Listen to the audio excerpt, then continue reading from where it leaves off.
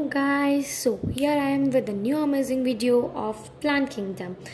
So मैं ये chapter मैंने बीच में से उठाया एक्चुअली। ये 11th आज मैं स्टार्ट करने जा रही हूँ, biology 11th, and first and second chapter मैं बाद में करवाऊँगी। पहले मैं प्लांट किंगडम से ही स्टार्ट कर रही हूँ। सो गाइज ये मैं इसलिए स्टार्ट कर रही हूँ because of some of my student want कि मैं पहले प्लांट किंगडम पढ़ाऊँ, इसलिए मैं प्लांट किंगडम से स्टार्ट कर रही हूँ। ये हम लोगों का बायोलॉजी क्लास 11th का पहला मतलब चैप्टर है जो मैं पढ़ाने जा रही हूँ आप लोगों को। वैसे तो ये थर्ड चैप्टर है, but I am going to teach you this first chapter of 11th biology. And guys hope कि आप लोगों को मेरी पिछली वीडियोस पसंद आई होगी। आप लोगों को कुछ भी दिक्कत है आप लोग प्लीज़ मुझे कमेंट करके बताइए ज़रूर। एंड या आप लोग सोच रहे होंगे मैंने गुड इवनिंग क्यों नहीं बोला आप लोगों को आज। ओके देखो, मेरे कुछ फ्रेंड्स की सलाह थी कि कोई भी कब वीडियो देख रहा हो क्या पता है, मतलब कोई दिन में वीडियो देख रहा हो, कोई इवनिंग में भी देख रहा हो, कोई नून में देख रहा हो। सो अब से मैं आप लोगों को good evening good noon wish नहीं करूँगी। I will wish you wonderful day. Okay, complete wonderful day I will wish you. Okay so ये तो हो गई थोड़ी सी ऐसी एम ही बातें। अब हम लोग स्टार्ट करते हैं अपने इस न्यू वीडियो को आगे बढ़ाते हैं। So hello guys, here Sneha Maheshwari with the new video of plant kingdom. So guys, very cheerful day and very wonderful evening, noon or morning, at which time you are looking you're watching the video. Okay, so plant kingdom में मैंने अपने notes में अपने NCERT में पहले कुछ चीज़ें note करके रखी है। मैं आप लोग को वो बता देना चाहती हूँ। वो चीज़ें ये है कि father of botany and father of ancient plant taxonomy वो थियोफ्रस्टस है। Okay, and Aristotle is father of biology and father of zoology. मेरा यही सीधा सीधा कहने का मतलब कि जो हमारे थियोफ्रस्टस साहब है ये बॉटनी के और एंशिएंट प्लांट टैक्सोनॉमी के फादर है, एंड जो एरिस्टोटल साहब है ये हम लोग के बायोलॉजी और जूलॉजी के फादर है। ओके, प्रणाम करो दोनों को, है ना, इन दोनों ने सब बहुत करके गए लोग, प्रणाम करो दोनों को। फिर हम चैप्टर स्टार्ट करते हैं, शुरुआत करते हैं। ओके, अब यहाँ पर मैंने कुछ एक नाम लिखा था एक्चुअली क्या, ये बहुत मतलब आप लोग को वर्ड्स कटे हुए दिख रहे होंगे, बहुत बड़ी हिट है इसके पीछे। एक्चुअली मैंने अपनी बुक बाइंडिंग पर दी थी, आप लोग को दिख रही होगी बाइंड की हुई है, एंड बाइंडिंग वाले ने साले ने पता है मेरी बुक काट दी। ओके, मेरे बहुत सारे इंपॉर्टेंट चीज़ें लिखी हुई कट चुकी है, बट मुझे पता है कि मैंने यहाँ पर क्या लिखा था, इस वजह से मैं आप लोग को बता पा रही हूँ। एंड डोंट माइंड, एंड हाँ इसके स्पेलिंग में इक्लियर के लिख देती हूँ। एरिस्टोटल की तो आई होप से आप लोग को पता होगी।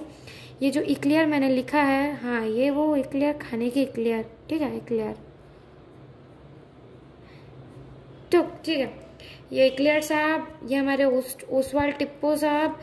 अब देखो ये तो मैंने थोड़ा बाहर का नोट करके रखा है, आप लोग को एक देख लो, ध्यान रख सको तो रख लेना, नहीं तो कोई बात नहीं, थोड़ा सा बाहर का नोट किया है मैंने।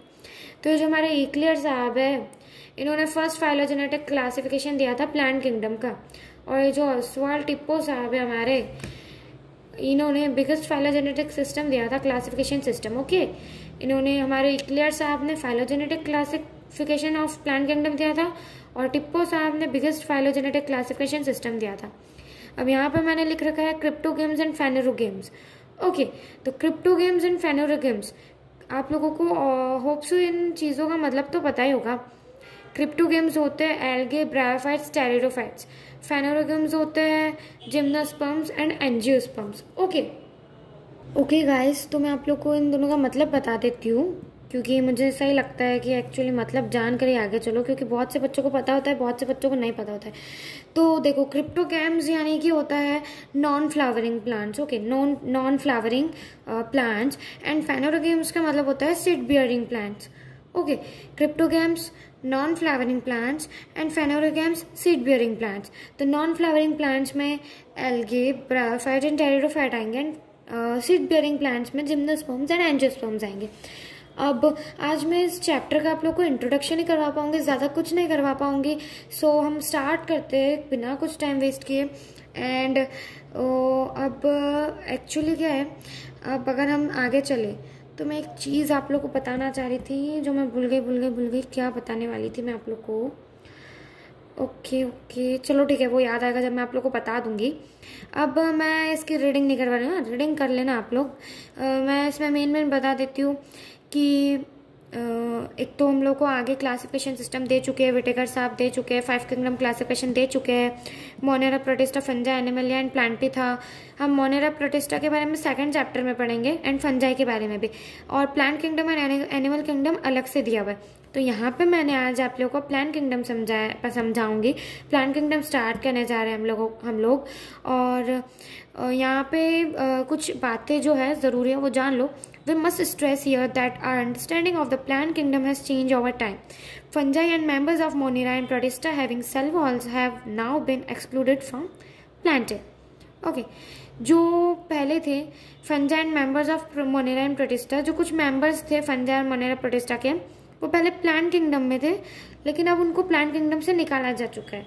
Okay, through earlier classification place them in the same kingdom. Earlier classification की वजह से उन लोगों को, कुछ ऑर्गेनिजम्स को, कुछ मेंबर्स को मोनेरा में रखा था, कुछ को प्रोटिस्टा में, कुछ को फंजाई में। And so the cyanobacteria that are also referred to as blue green algae are not algae anymore. Okay, cyanobacteria के बारे में सब लोग जानते हैं। साइनोबैक्टीरिया एक बैक्टीरिया है जिसको ब्लू ग्रीन एल्गे भी कहा जाता है। अब ये उसके दो नाम है, साइनोबैक्टीरिया भी है, ब्लू ग्रीन एल्गी भी है। तो बच्चे कंफ्यूज होते हैं कि वो बैक्टीरिया है वो या वो एल्गे। एक्चुअली उसको पहले एल्गे के ग्रुप में रखा गया था, बट जब बाद में मॉडिफाई हुआ क्लासिफिकेशन तो उसको बैक्टीरिया में रखा है। साइनोबैक्टीरिया को बैक्टीरिया में रख दिया गया है। In this chapter we will describe algae, bryophyte, pteridophyte, gymnosperms and angiosperms under Plantae।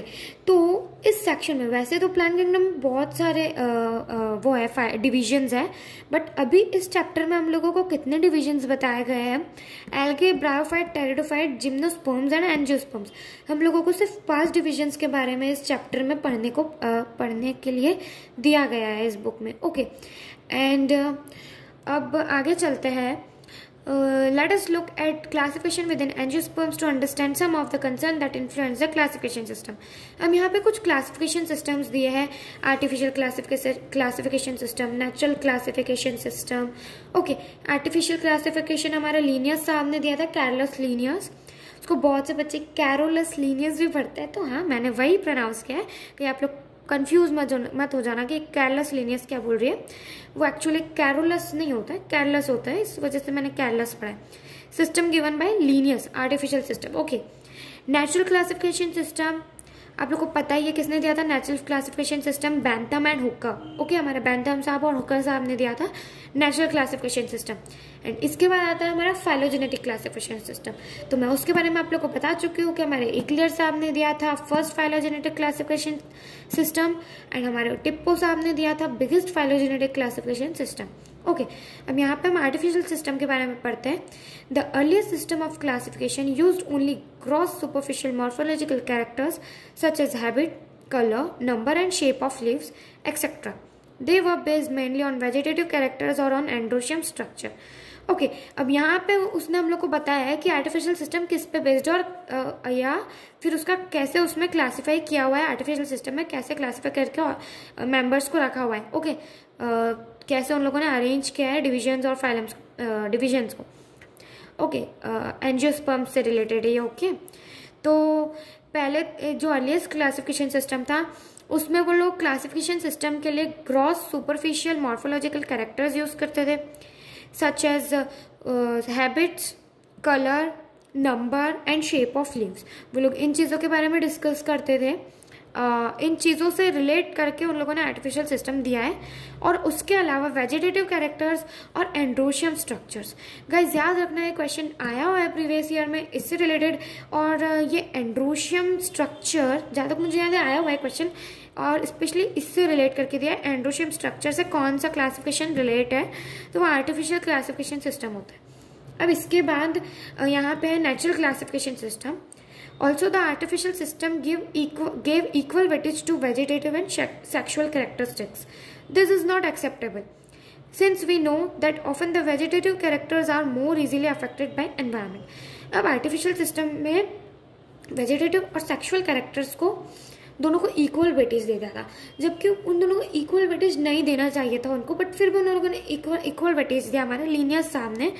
जबकि जो हमारे वेजिटेटिव कैरेक्टर्स हैं वो बहुत इजीली अफेक्ट हो जाते हैं एनवायरनमेंट से भी। ओके, तो सेक्सुअल कैरेक्टरिस्टिक्स और वेजिटेटिव कैरेक्टरिस्टिक्स को इक्वल वेटेज देने का कुछ यहाँ पे मतलब हिसाब किताब बनता ही नहीं है ना भाई, क्योंकि वो इजीली एनवायरनमेंट से अफेक्ट हो जाते हैं vegetative characters. Okay, as against this natural classification system developed. Okay, इसके बाद इसके अगेंस्ट में नेचुरल क्लासिफिकेशन सिस्टम डेवलप हुआ, which were based on natural affinities among the organisms and consider,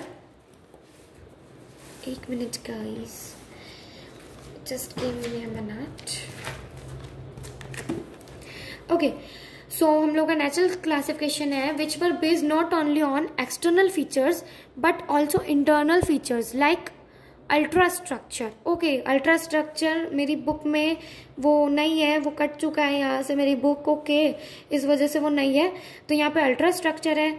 okay, ultra structure, anatomy, embryology, phytochemistry. Okay, natural classification system में कैसी चीज़ों को consider किया गया है, ये याद रखना। 4 चीज़ें, कितनी चीज़ों को कंसिडर किया है और कौन कौन सी है वो, इन चारों को याद रखना। नेचुरल क्लासिफिकेशन सिस्टम में किसको किसको कंसिडर किया है, ultra structure, anatomy, embryology and phytochemistry. ये चीज प्लीज आप लोग ध्यान रखना। ओके, एंड एक्सटर्नल फीचर्स को भी कंसिडर किया। इन चारों से क्या शो होता है, ओके, मतलब एक्सटर्नल फीचर्स को भी उन लोगों ने कंसिडर किया है एंड इंटरनल फीचर्स को भी उन लोगों ने कंसिडर किया है। Okay, sorry. अब ये हम लोगों का दिया था, such classification for flowering plants was given by George Bentham and Joseph Dalton Hooker. Okay, George Bentham साहब और जोसेफ डाल्टन हुकर साहब ने ये क्लासिफिकेशन दिया था। एक तो इन लोगों के नाम इतने बड़े क्यों होते हैं पता नहीं यार। It present phylogenetic classification system. ओहो, अब मैं ही भूल गई यहाँ क्या लिखा था। It present phylogenetic classification system based on evolutionary relationships between the various organisms are acceptable. At present, phylogenetic classification systems based on evolutionary relationships between the various organisms are acceptable. इसका मतलब आप लोग समझे, एट प्रेजेंट कौन सा classification use करते हैं scientist लोग। एट प्रेजेंट साइंटिस्ट लोग जो है फाइलोजेनेटिक सिस्टम को फॉलो कर रहे हैं, एक्सेप्ट कर रहे हैं। Okay, accepted at present phylogenetic classification system. अब न्यूमेरिकल टैक्सोनॉमी के बारे में दिया है, साइटो टैक्सोनॉमी के बारे में दिया है, कीमो टैक्सोनॉमी के बारे में दिया है। न्यूमेरिकल टैक्सोनॉमी ये सारा कुछ डिजिटल चल रहा था कंप्यूटर्स में, कंप्यूटर बेस्ड है न्यूमेरिकल टैक्सोनॉमी। कंप्यूटर्स में डाटा पूरा उन लोगों ने सिस्टमेटाइज्ड करके रखा था। फिर साइटो टैक्सोनॉमी, ये हम लोगों का साइटोलॉजिकल इंफॉर्मेशन से रिलेटेड है, क्रोमोसोम नंबर, स्ट्रक्चर या बिहेवियर। ओके, अब chemo taxonomy, chemo taxonomy chemical constituents of the plant से रिलेटेड है, यहाँ पे दिया हुआ है। Chemo taxonomy uses the chemical constituents of the plant to resolve confusions are used by taxonomists this days. Okay, अब ये चीज़ें भी यूज की जाती है टैक्सोनॉमी में, क्योंकि जो है डाटा बहुत वास्ट होता है, उसको इजी कैटेगरी में करके और पढ़ने के लिए बहुत इजी है ये चीज़ें। Cytotaxonomy, numerical taxonomy and chemo taxonomy. And classification जो अभी फॉलो हो रहा है वो है फाइलोजेनेटिक क्लासिफिकेशन सिस्टम। अब मैंने यहाँ पर कुछ लिखा है ऐसे ही ऊपर ऊपर से रिवीजन के लिए, अपने एक टाइप के रिवीजन के लिए मैंने ये चीज़ें लिखी हुई है। क्लासिफिकेशन सिस्टम जो है आर्टिफिशियल सिस्टम लीनियस ने दिया था भाई, हमारे लीनियस भाई ने दिया था, mainly based on vegetative character और on the androecium structure. Okay, ये 2 पॉइंट आप लोग जरूर याद रखिएगा। उसके बाद ग्रॉस सुपरफिशियल कैरेक्टर्स है। ओके, ग्रॉस सुपरफिशियल कैरेक्टर्स को कंसीडर करता है सिस्टम। अब नेचुरल सिस्टम दिया था हमारे बेंथम एंड हुकर भाई ने। अब ये जो है एक्सटर्नल एंड इंटरनल फीचर्स को जो है मद्देनजर रखते हुए बेंथम साहब और हुकर साहब ने नेचुरल सिस्टम दिया था। कौन कौन से 4 है, अपना नेचुरल सिस्टम में। Okay, ultra structure, anatomy, embryology and phytochemistry. उसके बाद जो फाइलोजेनेटिक सिस्टम है वो एट प्रेजेंट एक्सेप्टेबल है। सबसे बड़ा फाइलोजेनेटिक सिस्टम दिया था ओस्वाल्ड टिप्पो साहब ने। फर्स्ट फाइलोजेनेटिक सिस्टम दिया था एक्लियर ने। उसके बाद एरिस्टोटल है हमारे father of biology and father of zoology, और father of ancient plant taxonomy and father of botany जो है हमारे थियोफ्रस्टस साहब है। ओके, और इसके बाद अब मेन चैप्टर स्टार्ट हुआ है। यहाँ दिख रहा है आप लोग को एल्गे है, ये डायग्राम्स है, मोस्ट इंपॉर्टेंट है। एम्स में डायग्राम से क्वेश्चन आ चुका है गाइस। ओके, ये ज्यादा पुराना भी नहीं, 2019 में क्वेश्चन आया है एम्स की एग्जाम में, और डायग्राम्स बहुत जरूरी होते हैं। देखो इसके जो है बायोलॉजी के चैप्टर्स के डायग्राम्स बहुत जरूरी होते हैं, कहीं से भी पूछ लिया जाता है। फिर इसके पीछे एल्गे में 3 सेक्शंस होते हैं, वो हम पढ़ेंगे नेक्स्ट सेशन में, जो होते हैं क्लोरोफाइसी, फियोफाइसी एंड रोडोफाइसी। उसके बाद इन लोगों ने एक टेबल दिया है, एक ओवरव्यू आज ले लेते हैं। एक टेबल दिया है डिफरेंशिएशन का क्लोरोफाइसी, फियोफाइसी एंड रोडोफाइसी के बीच में। उसके बाद ब्रायोफाइट्स है, ब्रायोफाइट्स के डायग्राम दिया है, ब्रायोफाइट्स के इन लोगों ने पूरा डिस्क्रिप्शन दिया है। मेरी बुक बहुत चित्री पुत्री है। अच्छा, ये मैं खुद की तरफ से बोल रही हूँ, चित्री पुत्री है। मेरी बुक एक्चुअली बहुत चित्री हुई है। सो मैं आप लोग समझने की कोशिश मत करना, आप लोग को ऐसे अभी कुछ समझ नहीं आएगा। जब मैं पढ़ाऊंगी आप लोग को बहुत मजा आएगा, बहुत अच्छे से समझ आएगा। और कृपया पढ़ते पढ़ते बुक को इतना सुंदर बनाइए कि देखने में अच्छा लगे। हाँ, ओके।